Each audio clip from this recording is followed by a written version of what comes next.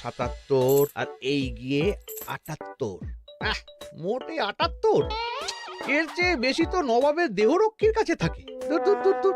অনেকদিন মহারাজকে হাত করে মোহর নেওয়া হয়নি, কিছু একটা করতেই হবে।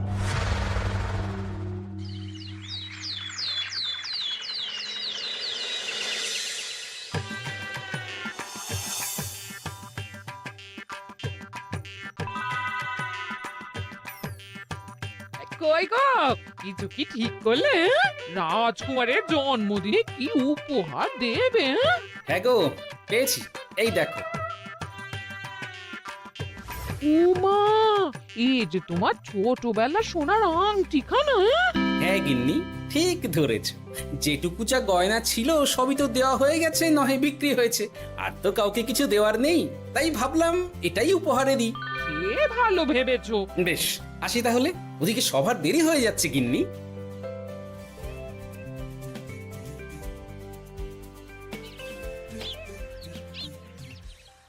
আচ্ছা শোনো, একটা কথা বলতে ভুলে গেছিলাম, আজ একটু তাড়াতাড়ি বাড়ি এসো। শাড়িওয়ালাকে আসতে বলেছি দুপুরে। আবার শাড়িওয়ালা কেন? আরে তুমি ভুলে গেলে, সামনে আমার বোনদির বিয়ে, তার জন্য নতুন শাড়ি লাগবে না গো। একমাত্র বড় মাসির মেয়ে বলে কথা।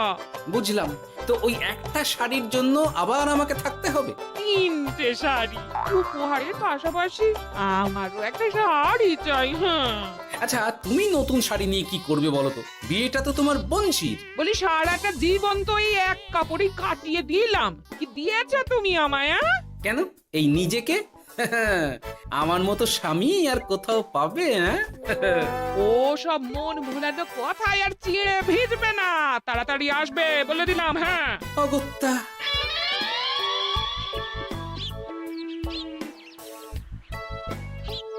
দূর, গিন্নিরও যত কথা সব বেরোনোর সময়। আবার তাড়াতাড়ি ফিরেও আসতে হবে শাড়ির জন্য। দেখি মহারাজকে বলি অগ্রিম বেতনের জন্য, না হলে তো শাড়ি কেনা যাবে না। তাও একটা হলে হতো, কিন্তু এনাকেও দিতে হবে। আসলে সত্যিই তো, গিন্নি আমার কত যত্ন আত্তি করে, কিন্তু তাকে আজ পর্যন্ত তেমন কিছু উপহার দিতে পারেনি।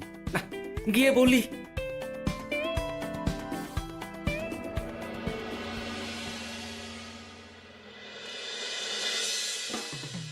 রাজকুমারের জন্মদিন উপলক্ষে যে আপনারা এত উপহার এনেছেন তার জন্য অনেক ধন্যবাদ। আপনাদের সকলের আশীর্বাদ ও ভালোবাসা আমি রাজকুমারের কাছে পৌঁছে দেব। এ আর এমন কি মহারাজ, জানেনই তো রাজকুমার আমাদের সকলের কাছে কত প্রিয়। ঠিক ঠিক। কিন্তু আমি অবাক হচ্ছি আপনার প্রিয় গোপাল জন্মদিন ভুলে গেছে দেখে। এখনো পর্যন্ত তার কোনো পাত্তাই নেই। হ্যাঁ তাই তো, গোপাল আসেনি কেন? এসে গেছি মহারাজ। তা বলি, এসে তো উদ্ধার করে দিয়েছো। আজ রাজকুমারের জন্মদিন, সে কথা কি মাথায় আছে? ক্ষমা করবেন মহারাজ, আসলে ওই রাজকুমারের উপহার আর গিন্নির আবদার এসবের জন্যই আমার দেরি হয়ে গেল আর কি। এই নিন রানীমা, আমার তরফ থেকে রাজকুমারের জন্য ছোট্ট উপহার। অনেক অনেক ধন্যবাদ গোপাল। তবে মহারাজ, আমারও একটা অনুরোধ ছিল। কি? আমাকে যদি অগ্রিম বেতন হিসাবে কিছু মোহর দেন, তাই নিয়ে আমাকে একটু তাড়াতাড়ি বাড়ি ফিরতে হবে। উনি বলবেন আর ওনাকে দিতে হবে, মামা বাড়ির আবদার। যেটা জানেন না তার মাঝে এত কথা বলেন কেন? হ্যাঁ, আসলে মহারাজ, আমার গিন্নির বোনের মেয়ের বিয়ে সামনে, তাই গিন্নি আবদার করেছে ওই নতুন শাড়ি কেনার জন্য। জানেনই তো বিয়ে বাড়ির কত খরচা, তাই। এ তো খুব ভালো কথা, কিন্তু অগ্রিম বেতন কেন? এমন একটা ভালো খবর দিলে আমার তরফ থেকে তোমার জন্য কিছু মোহর উপহার। এই নাও। ধন্য মা আপনি, আপনার মতো মা থাকতে সত্যি ছেলের কোনো চিন্তা থাকে না রানীমা। ইস, বেটা আবার সুযোগ বুঝে মোহর পেল। কেন যে আমার এমন হয় না। এবার তাহলে আসি মহারাজ, গিন্নি ওদিকে অপেক্ষা করছে। হ্যাঁ হ্যাঁ, যাও যাও, আজ তাহলে সভা এখানেই শেষ করলাম। মহারাজ, আপনার সাথে আমার একান্তে কিছু কথা আছে, আমি অন্দরমহলে গেলাম। রানীমার আবার হঠাৎ কি হলো, ব্যাপারটা দেখতে হচ্ছে।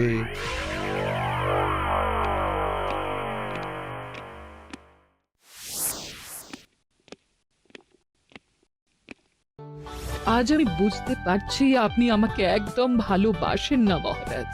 ও কি কথা বলছো রানী? একদম ঠিক বলছি।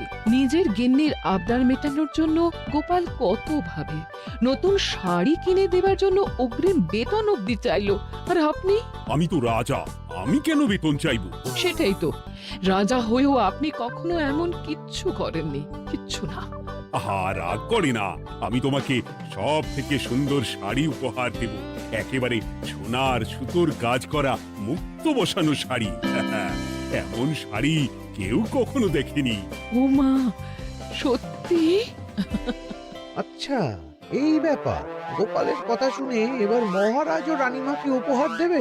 ধুর, আমারই ভাগ্যটা খারাপ।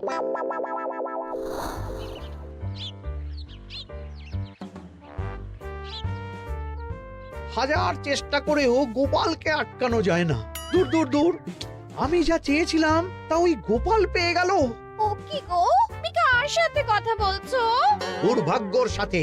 কি সব অলক্ষণে কথা? কি হয়েছে? কি আর হবে, সবই তো তোমার দোষ।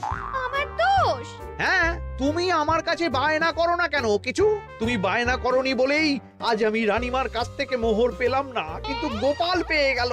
এবার বুঝলাম। ঠিক আছে, এখন তাহলে বায়না করছি, তুমি কাল গিয়ে সেটা রানীমাকে জানাবে, ঠিক আছে? হ্যাঁ, করো করো করো, বায়না করো, বায়না করো। কি চাই, কি চাই, কি চাই? পেয়েছি।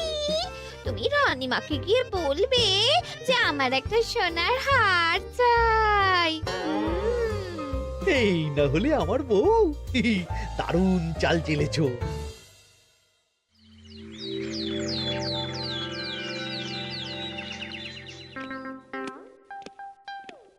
কি গো মন্ত্রী, আজ যে তুমি দেরি করলে বড়। আগে মহারাজ, আমাকে সময় নিয়ে শোনাতে শোনাতে মন্ত্রীমশাইয়ের মনে হয় নিজেরই সময় জ্ঞান খারাপ হয়ে গেছে। তুমি থামো তো মহারাজ, আমারও খুব বড় একটা বিপদ হয়ে গেছে। একমাত্র রানীমাই আমাকে বাঁচাতে পারবেন। আমাকে একটু ওনার সাথে দেখা করার অনুমতি দিন মহারাজ। কিন্তু তোমাদের রানীমা তো এখানে নেই। আসলে জানোই তো যে কুমার অনেক দূরে থাকে, তাই গতকাল রাতেই রওনা দিয়েছে। সে কি, রানীমা নেই? এবার কি হবে আমার? কেন কেন কেন, কি হয়েছে? আসলে মহারাজ, আমার বউ আমার কাছে সোনার হার গড়িয়ে দেওয়ার বায়না করেছে, তাই আমার। বুঝেছি বুঝেছি, চুপ করো তুমি। এখন তোমাকে মোহর দিতে পারবো না। কেন মহারাজ? পরের মাসে দিতে পারবো। আসলে তোমাদের রানীমাকে সোনার সুতো দিয়ে কাজ করা এক শাড়ি উপহার করেছি সদ্য, যার জন্য অনেক খরচ হয়ে গেছে। তাহলে আমার সোনার হার পরের মাসে গড়িয়ে দিও। এটা তো ঠিক না। গোপাল আপনার প্রিয় বলে যখন যা চায় তখনই সাথে সাথেই পেয়ে যায়, আর আমার বেলায় এমন। এমন কোনো ব্যাপার নয় মন্ত্রী। মহারাজ, আপনি বরং আমাকে দেওয়া মোহরগুলো আমার অগ্রিম বেতন হিসেবে ধরুন, না হলে মন্ত্রীমশাই এমন অভিযোগ বারবার করবেন। আহা গোপাল, তোমাকে তো স্বয়ং রানীমা উপহার দিয়েছেন, এসব কিছু করতে হবে না। যেমন আছে তেমনই থাক। ঠিক আছে, আমিও দেখে নেব পরে। কি দেখে নেবে মন্ত্রী? না না, ও কিছু না মহারাজ, পরেই দেখে হার গড়ানোর কথা বলছি। না, মন্ত্রীর হাবভাব মোটেই ঠিক ভালো লাগছে না। বেটা মনে মনে নিশ্চয়ই কোনো ফন্দি আটছে আমার বিরুদ্ধে। কিছু একটা করতেই হবে। গোপালের ওই মোহর উপহার পাওয়াটা আমি কিছুতেই মেনে নিতে পারছি না। একটু মাথা খাটাই, একটু মাথা খাটাই। উপায় পেয়েছি। আমাকে এখনই নবাবের কাছে গিয়ে মহারাজের নামে বলতে হবে।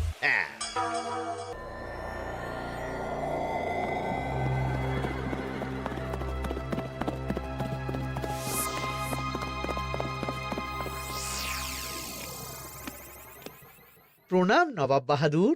আরে এ যে কৃষ্ণনগরের রাজা কৃষ্ণচন্দ্রের মন্ত্রী, তো হঠাৎ এখানেই কেন? আমি নবাব বাহাদুরকে আন্তরিক ধন্যবাদ জানাতে এসেছি। কিসের জন্য? এই যে আমরা খুব খুশি রাজা কৃষ্ণচন্দ্রের মতো একজন শক্তিশালী রাজা পেয়ে। শুধু সামরিক বলেই নয়, আর্থিক, সামাজিক, রাজনৈতিক সব দিক থেকে। আর এটা সম্ভব হয়েছে আপনার মতো একজন নবাবের মহারাজের ওপর কৃপা দৃষ্টির জন্য। বলতেটা কি চাইছো তুমি? তেমন কিছুই না, আপনার গুণগান করছি। নইলে আপনিই বলুন না, আমাদের মহারাজ কখনো সোনার সুতোয় বোনা মুক্তোর কাজ করা শাড়ি কিনে রানীমাকে উপহার দিতে পারে? কি সোনার শাড়ি? হ্যাঁ, এমন দামি শাড়ি যা হয়তো নবাবের কাছেও নেই। ঠিক আছে ঠিক আছে, তুমি এখন আসতে পারো। আর শোনো, আমি তোমাদের রাজ্য পরিদর্শনের জন্য লোক পাঠাবো। কবে কখন সেটা কাল তোমাদের সূচনা পাঠিয়ে দেবো, কেমন? তো, ঠিক জায়গাতেই আগুনটা ধরিয়েছি মনে হচ্ছে। বেশ, ব্যাপারটা আমার মোটেই ঠিক লাগছে না উজির। কৃষ্ণচন্দ্রর মতো এক সামান্য রাজা এত দামি শাড়ি কিনলো কি করে? কালো বাজারি করছে না তো? আমিও একই কথা ভাবছিলাম হুজুর। এক কাজ করো, কালকে কৃষ্ণনগরে খবর পাঠাও। 2 দিন পর রাজকার্য পরিদর্শনের জন্য তুমি সেখানে যাবে। সব খতিয়ে দেখবে, আর কিছু বেগতিক বা গরমিল দেখলে সেটা বাজেয়াপ্ত করে নেবে, কেমন? আজ্ঞে হুজুর।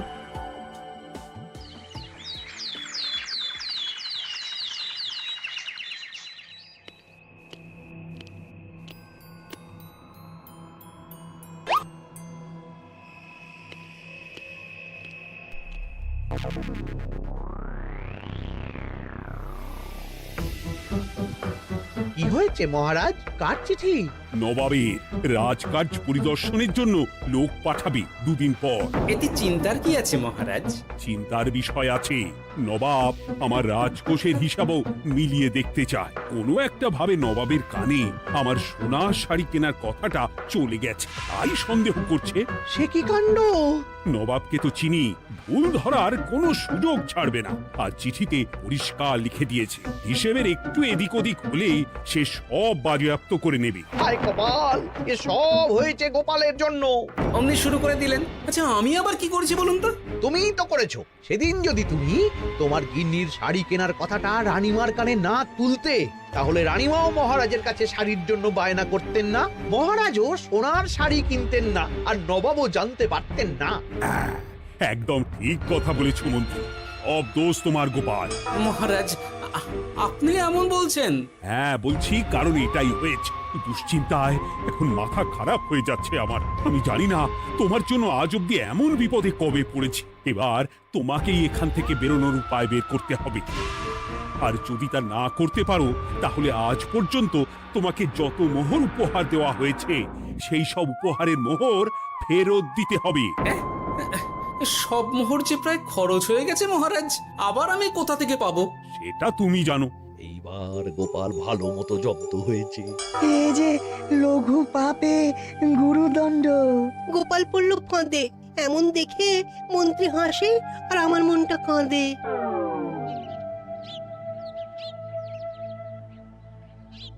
এখানে বসে কি করছো গো গিন্নি?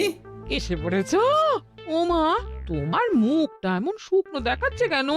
আর বলো না, এই হিসেবের ঠেলায় সবকিছু বেহিসাবি হয়ে যাচ্ছে একেবারে। আচ্ছা, তুমি কি করছিলে ওই রসিদগুলো নিয়ে?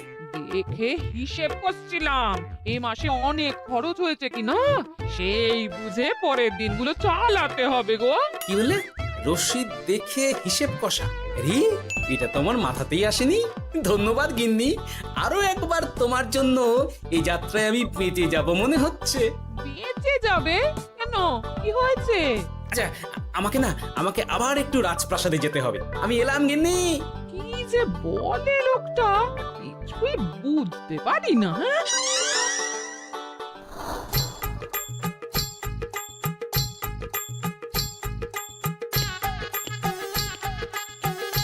আসতে পারি মহারাজ?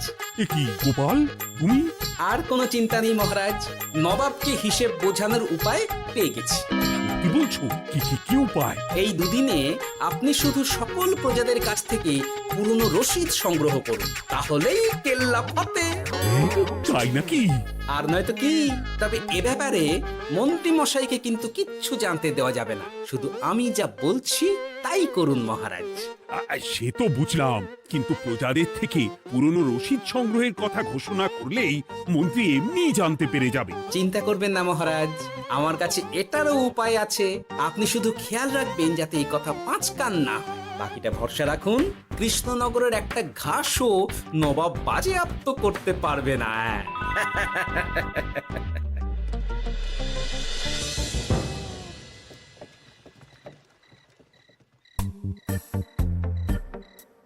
গোপাল দাদু, আমরা সব চলে এসেছি। ভালো সময় এসেছিস।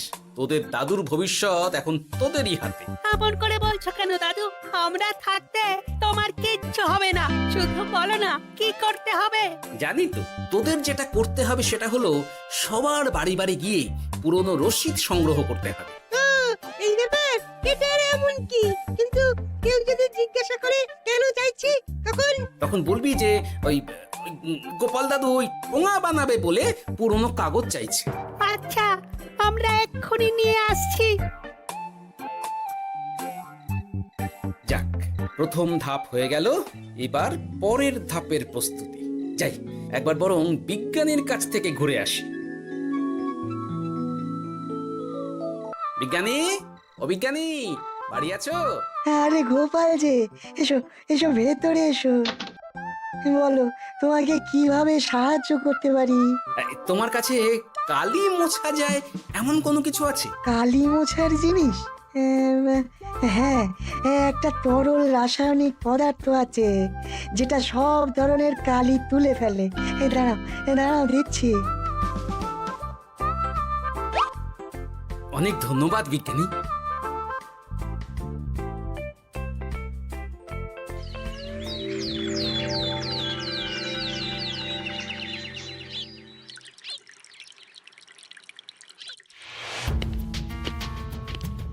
আসুন আসুন, আপনার জন্যই তো অপেক্ষা করছিলাম। তাই নাকি? এতটা পথ উনি এসেছেন, আগে ওনার জন্য শরবত ও মিষ্টির ব্যবস্থা করি। এই যে মহারাজ, আমি জল মিষ্টির ব্যবস্থা করে এনেছি, এটাও সাথে নিন। এটা কি? কেন, হিসেব ভোলা ময়রা পাঠিয়েছে এই মিষ্টি ও শরবতের দাম। এর মধ্যে এই কাজের সাথে যুক্ত ভোলা ময়রা আর তার পরিচারকের পারিশ্রমিকও যুক্ত আছে। হ্যাঁ, আসলে আমাদের মহারাজ তো প্রতিদিনের খরচ খুব হিসেব করে চলেন, তাই। ও, আমি একটু বসবো? নিশ্চয়ই, ওই তো ওদিকে বসার জায়গা। আপনি কি হাওয়া খাবেন উজির সাহেব? তাহলে রশিদে ওটাও যুক্ত করব। মশকরা হচ্ছে? আহা, রেগে যাচ্ছেন কেন? আপনার সাথে মশকরা করার মতো স্পর্ধা আমার নেই উজির সাহেব। আসলে মাসের শেষ তো, তাই একটু বেশি হিসেবে চলতে হচ্ছে আর কি। আমাকে হিসেব দেখাচ্ছ?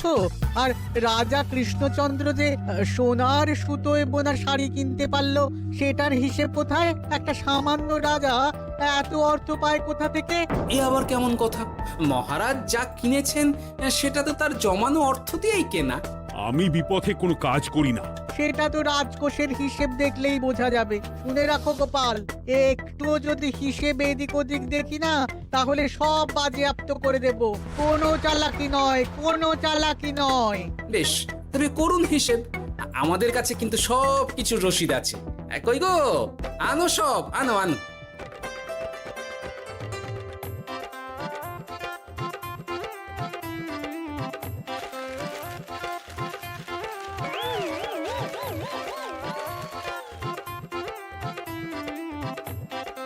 হ্যাঁ, এত রসিদ? আপনি বরং নিশ্চিন্তে হিসেব কষে নিন, আমরা আসি।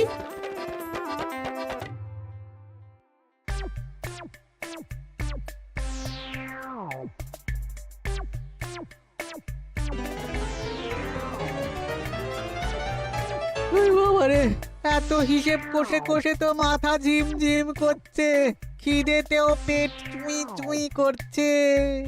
আপনার হিসেব কত দূর উজির সাহেব? আমাকে এখান থেকে নিয়ে চলো গোপাল, আমি আর পারছি না। ও কি, অঙ্ক কষে কষে তো আপনার সব শক্তি শেষ হয়ে গেছে দেখছি। আচ্ছা চলুন চলুন চলুন, কিছু মুখে দিয়ে দিন, তাহলেই শক্তি আসবে। তাই চলো।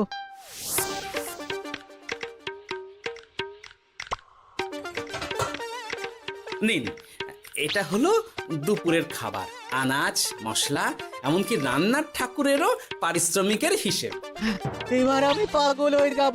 আমি আর কোনো হিসেব দেখতে চাই না। সব সময় কি আর হিসেব নিয়ে চলা যায় নাকি?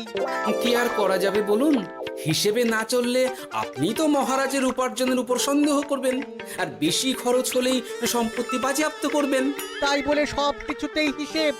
কোনো একদিকে বেশি খরচ হলে বাকি দিকগুলো এভাবেই কম করে চলতে হয়। কি ঠিক বলিনি?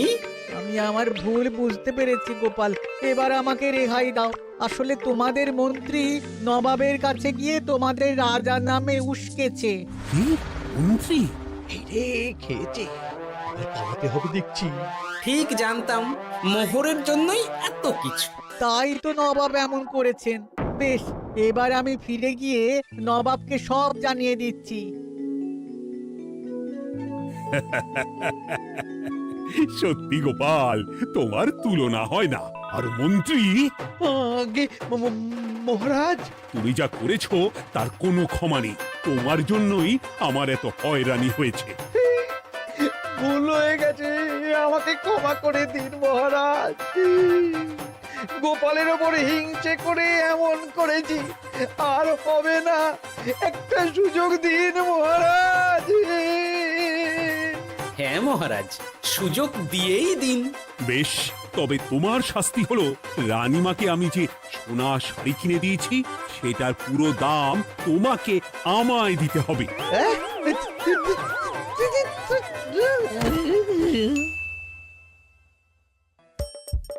হাসির রাজা, জ্ঞানের রাজা, রসিক রাজা।